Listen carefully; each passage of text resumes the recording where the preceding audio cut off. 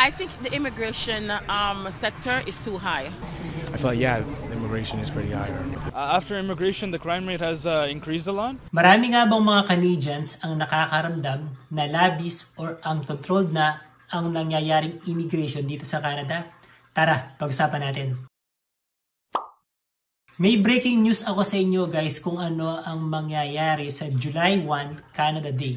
Pero for now, pag-usapan muna natin ang napakataas na immigration dito sa Canada. Marami kasing reason kung bakit biglang lumundag yung bilang ng mga immigrants na nagpupunta dito sa Canada. Unang-una nandyan yung aging population.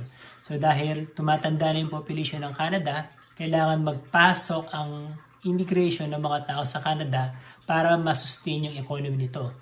Pangalawa, and dahil din sa mga gerang nangyayari ngayon tulad ng Russia versus Ukraine and Israel versus Palestine, biglang lumundag yung dami ng mga refugees na aplikante dito sa Canada. And at the same time, yung mga asylum seekers din, bilang nagdamihan din yung mga asylum seekers dito sa Canada. Tapos nandiyan pa yung mga international students na nagpupunta rito sa Canada. So, ang dami ng bilang nila ngayon. And then, since the pandemic, nagkaroon ng shortage sa labor power or sa manpower. So, ang ginawa ng ibang company, nag-hire sila ng mga temporary foreign workers from outside of Canada para sa mga low-skilled jobs dito sa mga foods and services. So, yung mga factors na yan ang nakapag-contribute kung bakit biglang tumaas yung bilang ng mga immigrants na pumupunta dito sa Canada. Ang problema nga lang, karamihan sa mga immigrants na ito, mga low-skilled o yung nagtatrabaho lang sila sa mga food services, sa mga as factory workers, yung mga gadon. Kasi ang idea kasi ng immigration dito sa Canada originally, ang intention nila is mag-hire ng mga high-skilled workers para makatulong sa economy ng Canada. And yung mga low-skilled jobs, nakalaan yan para sa mga Canadian citizens na kailangang pumasok sa workforce o kumbaga mga entry-level jobs yan.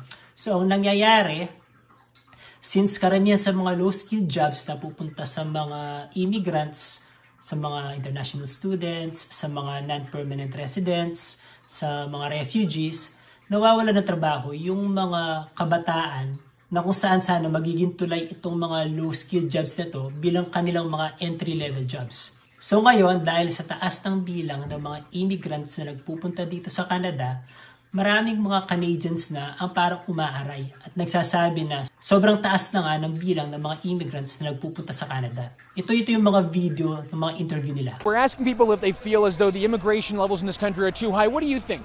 What I think is they didn't provide enough housing. That was the biggest thing. The infrastructure is not there. So if like 40 years ago, they had to have certain qualifications. They had to place services were in place. Now their services are not there. So as a result, we're having these huge problems. This is affecting the whole country. Housing has gone up. It's just too expensive right now. I don't know how new immigrants can even afford to live here. So when they're coming here, they're realizing that this is just not the paradise that they thought it was. A lot of immigrants come over here and they leave spots for they leave zero spots for people who come here who are actually originally here in Canada. So I feel like, yeah, the immigration is pretty high around here. I think the immigration sector is too high. I think they should more lower the standard of it and fix the problem with the homeless situation in Canada. And I believe that they should also stop immigrants from coming in for a while until they can find a solution where to put the homeless people. That's my belief. After immigration, the crime rate has increased a lot, with a lot of especially Indian students that have been immigrating to Canada. I mean, it's a good thing for them. They get a lot of job opportunities and a lot of education here. But it's also bad for the citizens who live here because a lot of job opportunities for us are getting reduced, and I feel like they're also being exploited in some ways because I've heard that when they're working in their jobs, they're not getting paid as much as minimum wage or the wages are right now. This is me just talking about minimum wages though. There's been a lot in the past few years. Of course it's too high, man. You think it's played a major role in the housing problems that we're facing in our country? I think so. Tapos may mataas na percentage din ng mga Canadians na nagsasabi na itong higher increase of immigrants ang nagkukos ng housing crisis dito sa Canada. Kasi sobrang tataas na ng mga prices ng mga bahay dito sa Canada. Panoorin natin yung video. Well, a new poll suggests that support for increased immigration is faltering. The online Leger poll found that 75% of respondents agreed an increase in newcomers is adding strain to both the housing market and healthcare system. Now, the same amount acknowledged higher immigration contributes to cultural diversity, while a majority agreed young immigrants contribute to the workforce and tax base. Nearly half of those who answered the online survey said Canada should welcome fewer immigrants. And maging dito sa province guys, kung nasaan ako, dito sa British Columbia, tumataas na rin yung bilang ng mga British Columbians na nagkakaroon ng negative view sa taas ng immigration na nangyayari dito sa Canada. Ito, panoorin natin yung video. Amid our ongoing housing crisis, a growing number of British Columbians see the impacts of immigration in a negative light, a trend sparking a war of words between BC's Premier and Ottawa. CTV's Rob Buffum reports. With the high cost of living and ongoing housing crisis, it should be no surprise that welcoming even more residents is not popular. This is not something that we saw a year ago or 2 years ago. It's been slowly bubbling. A Research Coast survey found 44% now think immigration is having a mostly negative effect on the country, up 6% from last year. That's now 2 points higher than those who view immigration positively. Nearly half of respondents across Canada think legal immigration should drop, a figure that's even higher in BC. Essentially tying it to the housing crisis. You know, if we can't really have homes for everybody who's already here, how are we going to deal with an added influx of immigrants? Bago natin ipagpatuloy guys, gusto ko lang shout-out sa mga bagong subscribers natin. Shoutout to HBenz8110 from Mississauga. Shout-out to Job Ben Kaga, Anan161, and shout-out to May Teresa Murillo 3524. Maraming salamat po sa pag-subscribe nyo, and kung hindi pa po kayo nakasubscribe, please don't forget to subscribe to my channel po. Maraming salamat po! So nakita nyo yung mga videos na yan guys, from interviews ng mga Canadians na nagsasabi na mataas ng immigration, from reports na may mga Canadian na nagsasabi na itong sobrang dagsa ng mga immigrants ang nagkukos ng housing crisis, and even among British Columbians, tumataas na yung negative view nila patungkol sa higher immigrations na ito na nangyayari sa Canada. So, itong mga series of events na ito na yung breaking news ko guys. Itong mga series of events na ito ang nag-prompt kung bakit may mga Canadians now na nagsasagawa ng mga preparation sa July 1 para magsagawa sila ng nationwide protest laban sa mataas na immigration na nangyari dito sa Canada. So, tingnan natin yung website. So, dito sa website na takebackcanada.info, makikita natin na may mga mangyayaring protest sa Kitchener, sa Toronto, sa Montreal, sa Ottawa, sa Edmonton, sa Calgary, and dito din sa Vancouver. So, anong sinasabi ng mga magsasagawa ng protesta nito? Sabi nila, babasahin ko na lang ha. Who is this protest for? This is a non-partisan protest movement of Canadians from all political backgrounds, united to reclaim our country from the corrupt ruling class and end the uncontrolled immigration that enriches them while worsening Canada's existing issues. We are not anti-immigration, but oppose the reckless policies that depress wages, raise the cost of living, create job scarcity, and compromise safety, especially for women. These policies strain our healthcare and social services without benefiting Canadians in the long run. On July 1st, we will protest this irresponsible mass immigration. We welcome peace-loving immigrants who came here fairly, embracing Canadian values and contributing positively to our society. Canadians of all backgrounds and ideologies must unite for the common good. You may find yourself alongside those with differing views, but our shared love for Canada must prevail over division. Now is the time to stand together and protect what is rightfully ours. So there you go guys, nakita nyo kung para saan yung gagawing protesta sa July 1. So napakaraming cities ang magsasagawa ng protesta na yan. So after all this information, siguro kailangan ko namang magbigay ng opinion ko.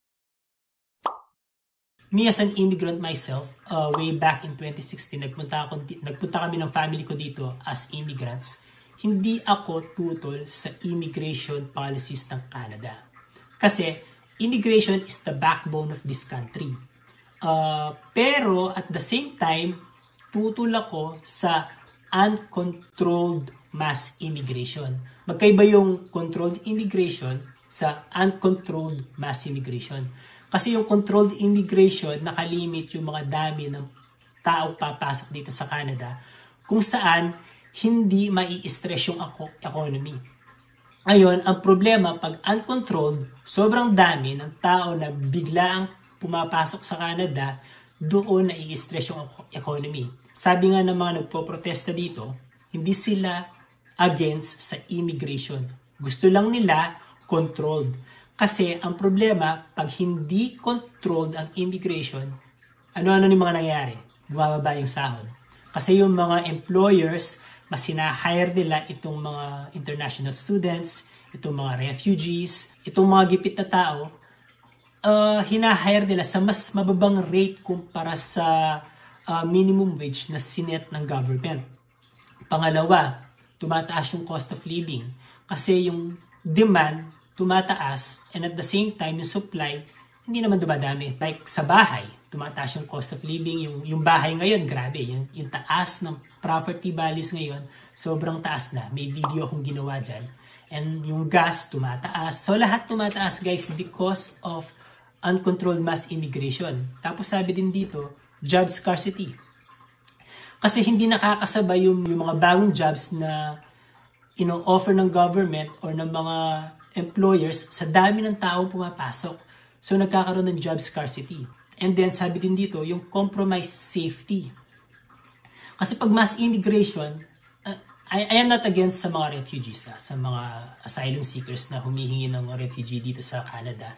Pero ang hirap kasi sa ibang mga refugees, minsan may mga extreme. Hindi nila na-adapt yung mga values dito sa Canada. At the same time, dala-dala nila yung ugali nila dun sa original na bansa nila. And medyo nakakatakot kasi may mga nababalitaan tayong mga refugee na gumagawa ng krimen dito.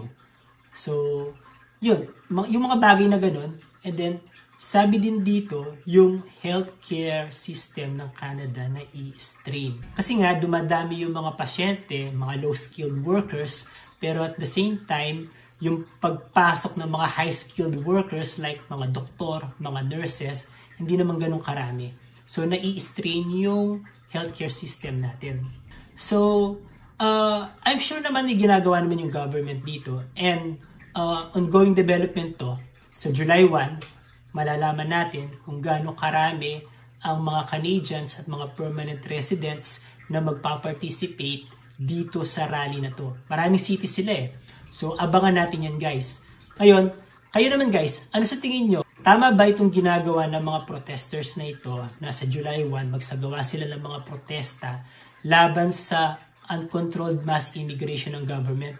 Drop lang kayo ng comment nyo guys ha. And please don't forget to subscribe to my channel. Like this video. Drop a comment na rin kasi nakakatulong yung comment nyo para i-promote ni YouTube yung video na to. I hope may natutunan kayo sa video na to guys. And I hope kahit papaano nagkaroon kayo ng idea kung ano ang nagaganap sa immigration system dito sa Canada. Yun lang po. Maraming salamat. Bye!